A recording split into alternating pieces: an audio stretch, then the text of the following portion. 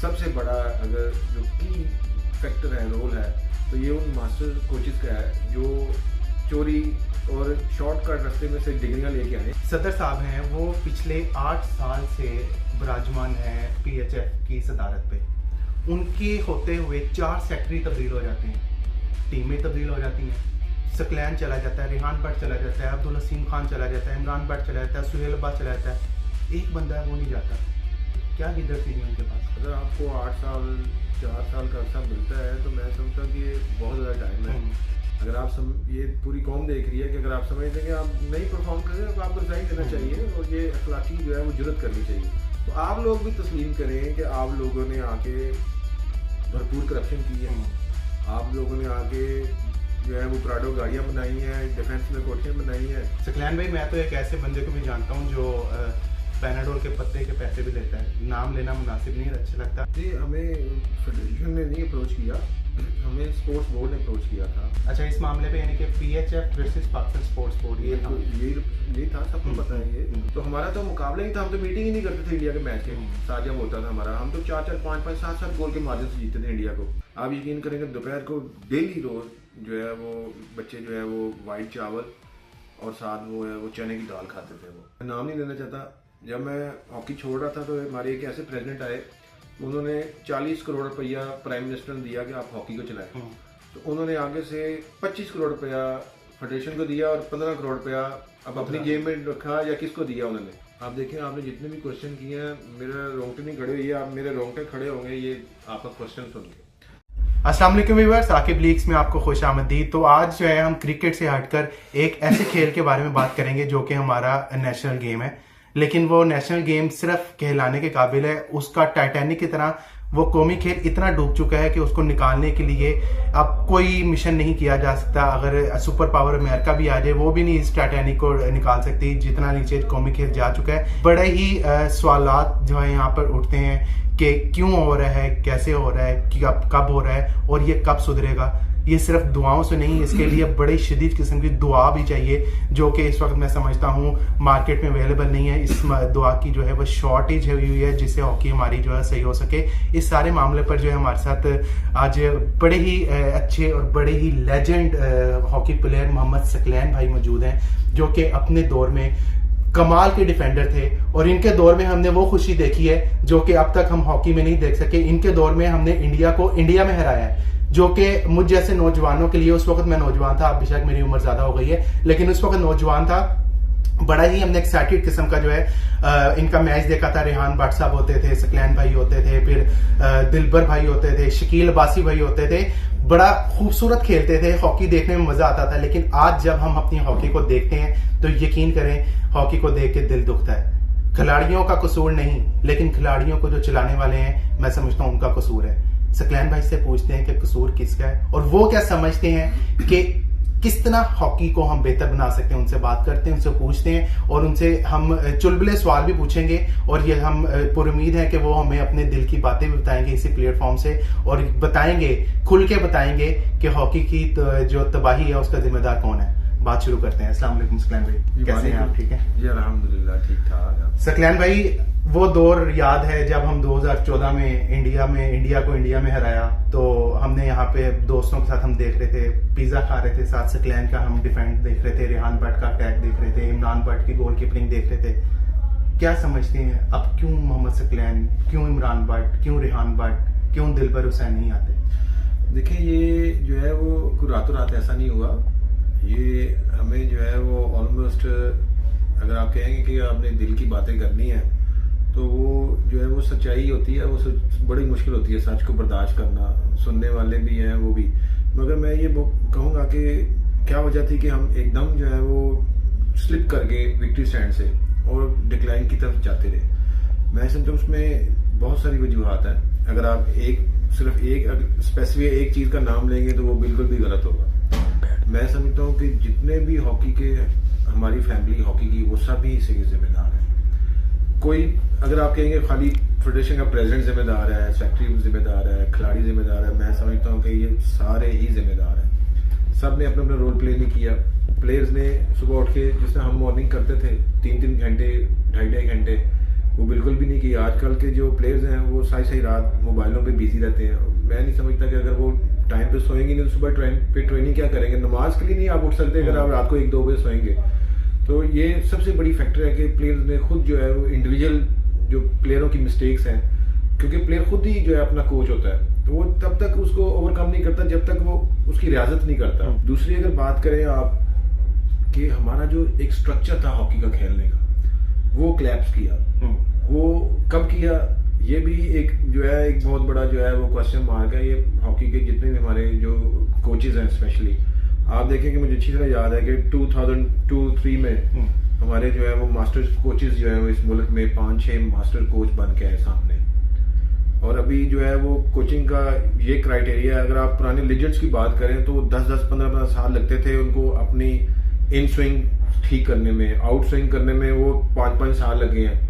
वकार यूनुस को देखे तो वो सुबह उठ के जो है वो कई घंटे वो जो रिवर्स स्विंग करने की कोशिश करते थे। वो सीम अकरम देखे 7-7 घंटे रहते थे। अभी वो सिर्फ 3 दिन का कोचिंग कोर्स होता है और उसमें जो है वो पार्टिसिपेट करते हैं, वो मास्टर कोच बन जाते हैं। उसके बाद आके वही लोग आके हॉकी खिला रहे होते हैं। और मैं समझता हूँ कि हॉकी की तबाही में सबसे बड़ा अगर जो की फैक्टर है, रोल है, तो ये उन मास्टर कोचेस का है जो चोरी और शॉर्टकट रास्ते में से डिग्रियां लेके आए हैं। मैं नाम नहीं लूंगा उनके, आपको पता है वो कौन है। तो ये आप नाम ले सकते हैं। वो 5-6-7 कोचेस ऐसे आए हैं जिन्होंने ये जो तबाही का जो है ना वो दरवाजा उन्होंने आके खटखटाया है। मुझे चीजें याद है कि किम दुनिया का बेहतरीन कोच है कोरिया का, वो मुझे अजलान शाह मलेशिया में मिला सुबह, इस तरह ब्रेकफास्ट में मेरे साथ बैठा हुआ, तो कहता था आपको किसने कहा कि आप डिफेंसिव हॉकी खेलो। अच्छा, कहता आपका अटैक दुनिया का सबसे बेहतरीन अटैक है, क्योंकि दूसरी टीम जो है वो, और जब अटैक जो अच्छा होता है तो दूसरी टीम जो है वो अपने बैक फुट पे होती है, तो वो ऑलरेडी वो रनिंग के अंदर होती है। तो उसमें अगर वो रनिंग करते करते अगर वो अटैक भी करना चाहे तो वो नहीं कर सकती। तो हमने खुद अलाउ किया। हमने जो वो कोचिंग कोर्स करके जो लोग आए हैं उन्होंने हमें जो सेफ हॉकी, गार्ड पोजीशन जो है वो ये चीजें खिलानी शुरू की। मैं समझता हूँ यहाँ से जो है वो डिक्लाइन शुरू हुई है। अच्छा स्कैन भाई, आपने ठीक कहा कि आपको नहीं लगता कि हमारे जो ओलंपियंस हैं सारे वो ग्रास रूट लेवल पर काम करने के बजाय नेशनल टीम के साथ काम करने को ज्यादा फोकस देते हैं? जब आप ग्रास रूट लेवल पे काम नहीं करेंगे तो आप बच्चा कैसे प्रोड्यूस कर सकते हैं? देखिए बिल्कुल आपका कहना दुरुस्त है कि ग्रास रूट लेवल पे करना चाहिए। अभी देखिए मैं इस वक्त भी जो है एक स्कूल की टीम की कोचिंग करके आ रहा हूँ, तो ग्रास रूट लेवल ही असल लेवल है।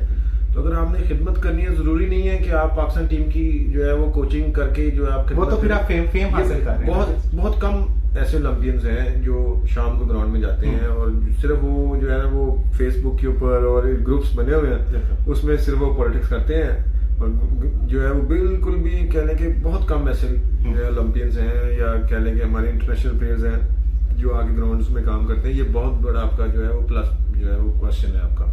अच्छा स्कैन भाई, ये बताएं कि एक हम सदर साहब हैं, वो पिछले 8 साल से विराजमान हैं PHF की सदारत पे। उनके होते हुए 4 सेक्रेटरी तब्दील हो जाते हैं, टीमें तब्दील हो जाती हैं, सकलैन चला जाता है, रेहान भट्ट चला जाता है, अब्दुल हसीम खान चला जाता है, इमरान भट्ट चला जाता है, सुहेल अब्बास चला जाता है, एक बंदा है वो नहीं जाता।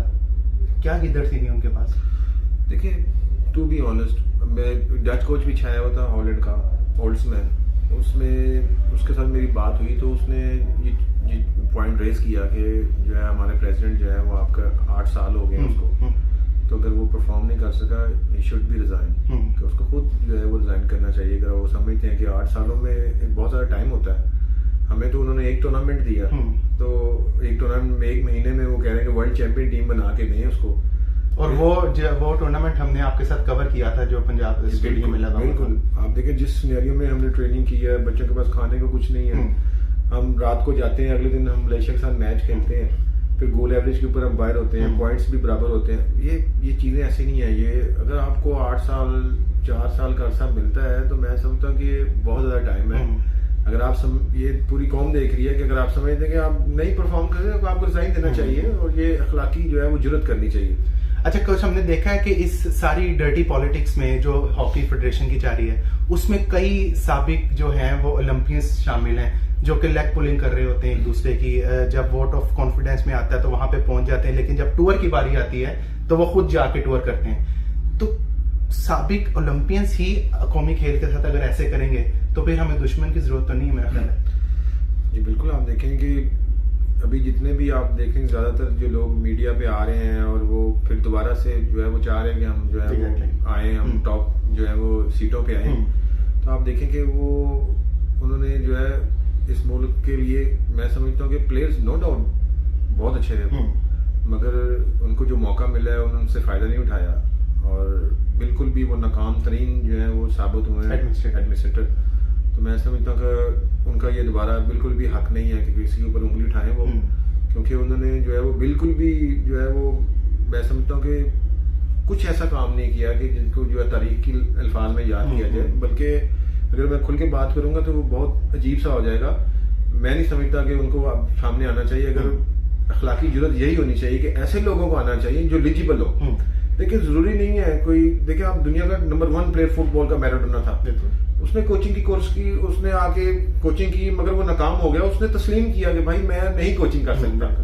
तो आप लोग भी तस्लीम करें कि आप लोगों ने आके भरपूर करप्शन की है, आप लोगों ने आके जो है वो प्राडो गाड़ियां बनाई हैं, डिफेंस में कोठियां बनाई हैं। सकलैन भाई, मैं तो एक ऐसे बंदे को भी जानता हूं जो पैनाडोल के पत्ते के पैसे भी लेता है, नाम लेना मुनासिब नहीं अच्छा लगता।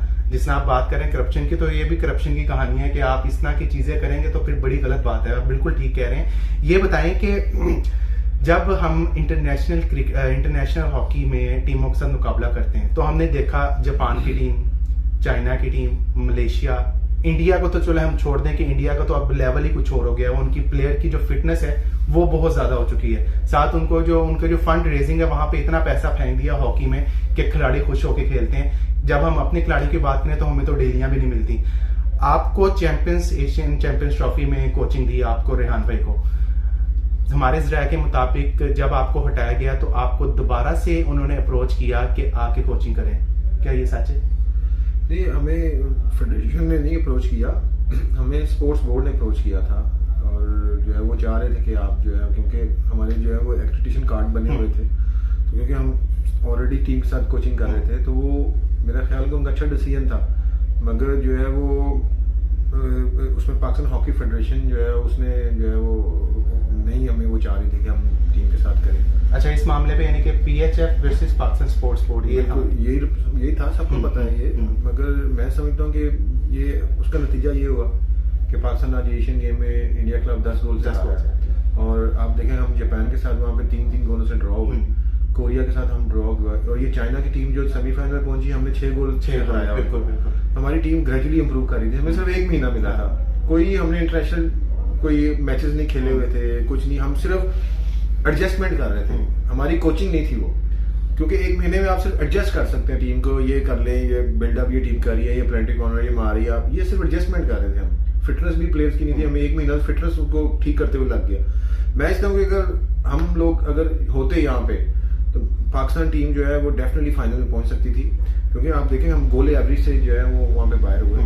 और मैं समझता हूँ कि जो पाकिस्तान ने खेल खेला वहाँ पे, वो अटैकिंग हॉकी खेली वहाँ पे, और लोग जो है आप यकीन करें कि आयरलैंड का नेशनल टीम का कोच, फिर ऑस्ट्रेलिया का, उन्होंने फ़ोन करके हमें बार, अभी भी मेरे फ़ोन पे जो है वो ताहिर जमान और जो है वो ब्रिगेडियर खोखर साहब के फ़ोन अभी वॉइस मैसेज मौजूद है कि आपकी टीम ने बहुत अच्छा खेल पेश किया। मगर आप देखें लाइकिंग डिसलाइकिंग, लेग पुलिंग। अगर ये आपने बात की खोखर साहब के आप मैसेज है, तो PHF की तरफ से आपसे रब्ता क्यों नहीं हुआ? देखिए आप, क्या उन पे किसी किस्म का प्रेशर? डेफिनेटली उनके, आप देखेंगे वो जिस तरह उन्होंने तेजी के साथ मैनेजमेंट चेंज की है। आप देखें सेक्रेटरी जो है वो 5 सेक्रेटरी चेंज कर दिए उन्होंने, जो कितने टर्नओवर में एक 1.5 साल में 2 साल में उन्होंने 5 सेक्रेटरी चेंज कर दिए हैं, और हर महीने हर टूर पे उन्होंने नई मैनेजमेंट चेंज करती। इस तरह नहीं होता। मेरी ये रिक्वेस्ट है जो आला ओहदेदार आ रहे हैं कि ये कोई मजाक नहीं है, आप जिसको भी दें, हम ये नहीं चाह रहे कि हमें ही दें, आप जिसको भी दें एटलीस्ट जो है वो 1.5 साल का अर्सा होना चाहिए, 18 महीने होने चाहिए। अगर आप मॉडर्न टेक्निक की बात करें तो 18 महीने में जो है वो टीम एक बिल्डअप प्रोसेस के ऊपर, फिर उनके ऊपर जो है वो आप इन्वेस्ट करें, इंटरनेशनल टूर कराएं, ताकि वो टीम खेलेंगी तो आपको वीकनेसेस मिलेगी। हमारा तो 1 महीने क्या लगता है टीम सीधा इंटरनेशनल टूर्नामेंट में चली जाती है। अभी इंडिया की टीम अगर देखें आप, अगर कंपैरिजन करें कि क्या वजह है कि उन्होंने हमें 10 गोल मार दी है, और यही टीम थी जो मैं कप्तान था, मेरी कप्तानी में इंडिया के खिलाफ 25 मैचेस खेले हुए हमने इंडिया के खिलाफ, और 22 जीते हुए हमने, 2 ड्रॉ और सिर्फ 1 हारे हुए हम। तो हमारा तो मुकाबला ही था, हम तो मीटिंग ही नहीं करते थे इंडिया के मैच के साथ जब होता था हमारा। हम तो 4-4, 5-5, 7-7 गोल के मार्जिन से जीते थे इंडिया को। तो क्या वजह है कि उन्होंने किस तरह जो है वो एकदम से जो है वो ऐसा नहीं है, उन्होंने पूरा थ्रू कोचिंग मैनुअल के जरिए, उन्होंने इंफ्रास्ट्रक्चर के जरिए अपने आप को बेहतर किया है और भरपूर इन्वेस्टमेंट की है उन्होंने। अभी भी जो है वो टीम जब आई है वो स्पेन से वहां पे जो टूर्नामेंट खेल के आई है, और जब एशियन चैंपियंस ट्रॉफी खेलने आई थी वो जर्मनी में 4 नेशन खेल रही थी। तो इंटरनेशनल वो यूरोपियन टीमों के साथ खेल के एशियाई जो है एशियन गेम और एशिया कप की तैयारी कर रहे थे वो, क्योंकि वहां पे क्योंकि मैन टू मैन मार्किंग होती है, टफ हॉकी होती है। तो यहाँ पे जब एशियन गेम में आएंगे प्रिपरेशन का लेवल होता है ना, तो ये इंडिया जो है ऐसे नहीं यहाँ पे नंबर 1 हो गया, वो हैवी इन्वेस्टमेंट करते हैं। यहाँ पे तो प्लेयर बेचारे उनको डेलियां नहीं मिल रही, उनको खाने के लिए आप यकीन करें, मैं यहाँ पे था भला स्पोर्ट्स बोर्ड का कि उन्होंने कुछ दे दिया, आप यकीन करेंगे दोपहर को डेली रोज जो है वो बच्चे जो है वो व्हाइट चावल और साथ वो है वो चने की दाल खाते थे। वो कोई ना फ्रूट होता था ना कोई, बड़ी मुश्किल क्या क्या एक आम देते थे उनको। अच्छा, सुबह नाश्ते में जो गिन के 2 अंडे देते थे, 3 अंडे, इससे ज्यादा नहीं खाना आपने। तो ये इस तरह नहीं है, कोई मजाक नहीं है नेशनल गेम। ये तो हुकूमत का भी पूरा हाथ है, ये नहीं आप कह सकते कि सिर्फ फेडरेशन का कसूर है, ये कोच का कसूर है। ये मैंने बताया ना कि इसमें हर एक का कसूर है, मेरा भी कसूर है, आपका भी कसूर है, मीडिया का भी कसूर है, बिल्कुल बिल्कुल हर एक बंदे का कसूर है कि आपने नेशनल स्पोर्ट को समझा ही कुछ नहीं। अभी आप देखेंगे सबसे बड़ा अभी एशियन गेम की हिस्ट्री में आज तक जितनी भी एशियन गेम हुई है, आप देखेंगे फ्लैग बैरल जो होता है वो हॉकी में उठाता है। बिल्कुल।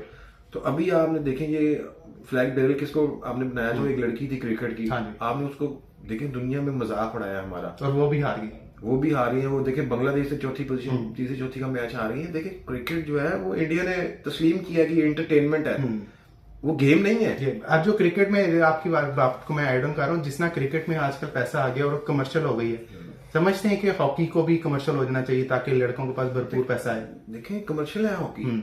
आप देखें कि मैं India Holland league, Australia league की बात नहीं कर रहा, जर्मन लीग की बात नहीं कर रहा, बांग्लादेश ने लीग करवा दी है हॉकी की। तो पाकिस्तान अभी जो है ना वो सिर्फ है ना वो रास्ते ही देख रहा है कि कौन से रास्ते से जो है ना वो पानी निकलेगा, यहाँ से जो है वो तो मैं समझता कि हमें शर्म आनी चाहिए। हम नेशनल गेम की बातें तो करते हैं कि टीम हार जाती है, वो हार जाती है, मगर इसमें इन्वेस्टमेंट क्या है आपकी। इंडिया 1 साल में 4 अरब रुपया वुमेन्स और मेंस के ऊपर लगाता है, और हमारा टोटल जो बजट है वो 20 करोड़ रुपए का है। मैं आपको जो बात कर रहा था यहाँ के एक कॉलम मैंने भी इंडिया में पढ़ा, जब मैं कैप्टन था उस वक्त भी मैंने पढ़ा था कि क्या हुआ कि इस दफा जो है वो इनके एक स्टेट के जो है वो सीएम थे, वो हॉकी के प्लेयर थे। उस वक्त यही सेम हाल हमारा था हॉकी में, इंडिया हर टीमों से पिटती थी, हमारे से भी 7-7 गोल। वो जो सीएम थे उन्होंने क्या किया, उन्होंने कहा कि मैंने सोचा कि इस टीम हॉकी क्या के वजह है कि हॉकी को हम इम्प्रूव कर सकते हैं। तो उन्होंने क्या किया, उन्होंने 2 अरब रुपया उन्होंने इंडियन हॉकी फेडरेशन को दिया उस वक्त। अच्छा, कि आप ये जो इंजन जो रेलवे का इंजन खराब हुआ ना, इसको चलाने के लिए ये 2 अरब रुपया आपको चाहिए। तो ये हैवी इन्वेस्टमेंट चाहिए, और ऊपर से ईमानदार आदमी आए। मैं नाम नहीं लेना चाहता, जब मैं हॉकी छोड़ रहा था तो हमारे एक ऐसे प्रेसिडेंट आए, उन्होंने 40 करोड़ रुपया प्राइम मिनिस्टर ने दिया कि आप हॉकी को चलाएं। तो उन्होंने आगे से 25 करोड़ रुपया फेडरेशन को दिया और 15 करोड़ रुपया अब अपनी जेब में रखा, या किसको दिया उन्होंने। तो ये अब शर्म का मुकाम है। आप एक तो हॉकी प्लेयर हो, फिर हॉकी वालों के पैसे खाए। तो आप देखें इस तरह हॉकी इंप्रूव नहीं होती। मैंने बताया ना, लोग यकीन करें यहाँ पे सेंट्रो गाड़ियों में आए हैं मेरे सामने हॉकी फेडरेशन में, और अभी उनके पास लैंड क्रूजर्स हैं उनके पास, और उनकी डिफेंस में इतने बड़े महल हैं उनके। तो ये देखिए हमारा मुल्क ऐसे नहीं जो है ना वो डूब रहा। अब हॉकी की ना बात करें, अब अगर रादर देन अदर स्पोर्ट्स की बात करें तो एशियन गेम में कितने मेडल्स हैं हमारा मुल्क ही डूब रहा है अगर गेम्स की। उसकी वजह क्या है? देखिए आप कुरान पाक की अगर तफसीर में पढ़े आप, उसमें क्लियर लिखा हुआ है जिस कौम में नापतोल की जो है वो कमी होना शुरू हो जाएगी ना, तो फिर वहां पे जो है ना वो इसी तरह के जो है ना वो जवाल आना शुरू होएगा, और इसी तरह के जो है ना वो कह ले के अजाब आना शुरू होंगे। ये अजाब है हमारे ऊपर। आप देखेंगे इस मुल्क का ये हाल है कि जो है वो सुप्रीम कोर्ट हुक्म करती है कि इस बंदे को पेश करो, आगे से जो है वो पुलिस कहती है कि हमें 14 दिन का रिमांड दो। ये क्या मजाक है इस मुल्क में? आप यकीन करें, हम बाहर जाते हैं लोग हंसते हैं हमारे ऊपर कि ये मुल्क है। चलिए सेकंड लास्ट क्वेश्चन ये बताएं सकलैन भाई, जब आप कोचिंग में थे तो हमने देखा कि हनान लड़का था, एक बड़ा इमर्जिंग लड़का, फिर राना वहीद था, 2-3 और भी लड़के थे जो कि काफी टैलेंटेड नजर आए, जिनमें थोड़ा सा स्किल्स एक्स्ट्रा ज्यादा थी हॉकी में, उनकी आपने कोचिंग में की। समझते हैं आप कि उनमें कोई ऐसा पोटेंशियल है कि वो आने वाले वक्तों में जो है वो पाकिस्तान का नाम रोशन कर सके इंटरनेशनल लेवल पर, अगर उनको सपोर्ट किया जाए फेडरेशन की तरफ से? आप देखिए, आपने जितने भी क्वेश्चन किए हैं, मेरा रोंगटे नहीं खड़े हुए, आप मेरे रोंगटे खड़े होंगे ये आपका क्वेश्चन सुन के। आप यकीन करें कि लड़के, मैं इनके साथ रहा हूँ 1-2 महीने, अभी जो है ना अनफॉर्चुनेटली मुझे दुख ये चीज का हुआ कि हार जीत अलग बात होती है, जो टीम मैनेजमेंट होती है ना वो उसको एक्सेप्ट करना चाहिए कि यार मेरा कसूर है, मैं जिम्मेदारी लेता हूँ। वो जनाब अली, वो आप यकीन करें सारी जिंदगी हो गई है उस मैनेजर को टीमों के साथ, 94 का वर्ल्ड कप जीता हुआ वो बंदा, अभी इंडिया में हमारे साथ था, वो उसने पूरी टीम को देखा वहां पे कि उस वक्त उसको नजर नहीं आया कि इसमें 6 प्लेयर गलत है या 2 प्लेयर गलत है या 4 प्लेयर गलत है, ठीक है। अभी वो जब हार गया तो उसने बयान दिया आगे कि यार 6 प्लेयर ही गलत सिलेक्ट हुए हैं। यह शर्म आनी चाहिए आप लोगों को, इस तरह की बात करते हैं। आप यकीन करें इतने पोटेंशियल है इस टीम में। अगर ड्रैग फ्लिकर देखें अरबाज, उसकी इस वक्त पुश सोहेल अब्बास से ज्यादा तेज है। अगर हनान शाहद की बात करें आप, फिर आप जो है वो हमारा जिस तरह राना फरीद कह रहे हैं, बात कर रहे हैं, हमारा जो है वो एहतशाम प्लेयर्स है हमारा, फिर जो है वो सुफियान है, वो जकरिया है। मैं समझता हूँ ये शहबाज सीनियर से ज्यादा स्पीड है उसकी जकरिया की। अच्छा। तो आप प्लेयरों को जब इस्तेमाल ही नहीं करेंगे, जब प्लेयरों को आप ग्रोम ही नहीं, उसको लेसन ही देंगे, तो आप जाए अपने आप को कहें कि यार हमारा कसूर है कि हम क्या किया आपने। मुझे जो फीडबैक मिला है, जो मैंने देखा है, पूरा जो है ना दोनों कोचेस जो है वो खामोश हुए बैठे हुए थे। जब गोल होता सिर्फ तालियां जाते थे, बस पाकिस्तान गोल का ये तालियां जा बैठे हुए। इस तरह कोचिंग होती है। आप अपने आप पे जो है वो जिम्मेदारी कबूल करनी चाहिए और खुल के आना चाहिए। इस यकीन करें इस टीम में जितना मैंने पोटेंशियल देखा था, आप यकीन करें कि 2003 के बाद मैंने इतनी टीम देखी थी कि जिस टीम में जो है ना अगर इस पे मेहनत हो तो ये टीम ऊपर जा सकती है। सकलैन भाई ये बताएं कि लास्ट क्वेश्चन ये बताएं कि आप जैसे हो गए लेजेंड, रिहान भाई जैसे हो गए, शकील अब्बासी जो कि हमारे लिविंग लेजेंड है, सुहेल अब्बास, एक इकट्ठे मिला के एक कमेटी बनाएं, कमेटी बना के अपनी रिफॉर्म्स के जो हैं वो सदर साहब के सामने रखें, जो कि पीएचएफ के सामने, पीएचएफ के सदर हैं उनके सामने रखें कि हम हॉकी के लिए ये बेहतरी कर सकते हैं। तो क्या आप लोगों की तरफ से भी एक अच्छा इनिशिएटिव जाएगा और पाकिस्तान हॉकी फेडरेशन को भी पता चलेगा यार हमारे हॉकी प्लेयर्स हैं, कौमी हॉकी प्लेयर्स हैं, पाकिस्तानी कोई इंटरनेशनल का बाहर से नहीं आ रहा, जिसने ऑल्ट्समैन वगैरह ले लिए थे, फिर उन्होंने जाके कहा कि मुझे तनख्वाह नहीं, मेरी बीच टूर के छोड़ गए। तो आप एक अपने प्लेयर्स की कमेटी बनाएं और वो बना के अपनी सिफारिशात जो है सदर के सामने रखें, तो क्या ये ज्यादा बेहतर नहीं होगा? देखिए, जो 94 का बैच था वो सारे चाहे जो मर्जी हो नाकाम हुए हैं, मगर मैं उनको एक चीज की दाद देता हूँ, सारे एक पेज पे थे, उनमें बहुत ज्यादा इत्तेफाक था। और उनको यकीन करें, मैं जब छोटा सा था मैं देखता था ये एक दूसरे के घरों में भी जाते थे, एक दूसरे की गमियों और खुशियों में भी शामिल होते थे। अनफॉर्चुनेटली जो हमारे वाला बैच था 2002 वाला, ये सारे प्लेयर सेल्फिश थे। जितने भी बड़े बड़े नाम है, सोहेल अब्बास देख लें, वो अभी भी जो है वो कभी भी नहीं ग्राउंड में आया। वसीम है वो ऑस्ट्रेलिया गायब हो गया, और उसके बाद जो है वो गजनफर है वो इंग्लैंड चला गया। वो जितने भी प्लेयर्स हैं, वो सलमान अकबर है वो हॉलैंड चला गया। यहाँ पे जो है वो सिर्फ 1, 2, 3 ही प्लेयर आपको नजर आएंगे। ये हम लोगों में कॉम्बिनेशन अगर अच्छा होता, वो स्पिरिट होती, तो 94 से बड़ी, ये 94 की टीम वो है जब टीम जाने लगी थी, अखलाक मरूम अल्लाह जन्नत नसीब करे, वो कहते थे कि ये टीम तो चाय का कप नहीं जीत सकती। अच्छा। तो ये 94 का वर्ल्ड कप जीत के आए थे। वो क्या था, उनमें यूनिटी थी। हमारे अभी भी देख ले सुपरस्टार हमारे, मैं आपको गिनाना शुरू करूं ना, शकील अब्बासी, रिहान बाट, मैं, सलमान अकबर, उसके बाद जो है उस्मान, सरवर, नदीम एंडी, उसके बाद आप देखें गजनफर अली, आगे फॉरवर्ड जो शब्बीर, सुहेल अब्बास, आप देखें कि एक से बढ़कर एक वसीम, और सारे वर्ल्ड लेवल में सिलेक्ट हुए। मगर क्या था, सारे जो है ना वो ग्रुप बनाए, 4-4 का ग्रुप बना हुआ था, 5 बन गया। आज भी ये आप देख लें कि क्यों हमारे लोग जो है हमारे ग्रुप के कम नजर आते हैं आपको, इसलिए नजर आते कि इनमें यूनिटी थी। अभी कहते हैं 1-2 प्लेयर की यार वो एक ग्रुप बनाओ, मैंने कहा वो टाइम गुजर गया आपका। अगर उस वक्त आप ग्रुप बना लेते ना तो आपने वर्ल्ड कप भी जीतना और पाकिस्तान की हॉकी भी बाजनी थी। अब चाहते हुए भी वो कुछ नहीं कर सकते। उनको जो है एक तो उनकी अप्रोच भी नहीं है वो वाली, सारे जो है वो बेचारे इस वक्त वो, अब क्या बताएं आपको दिल की बातें।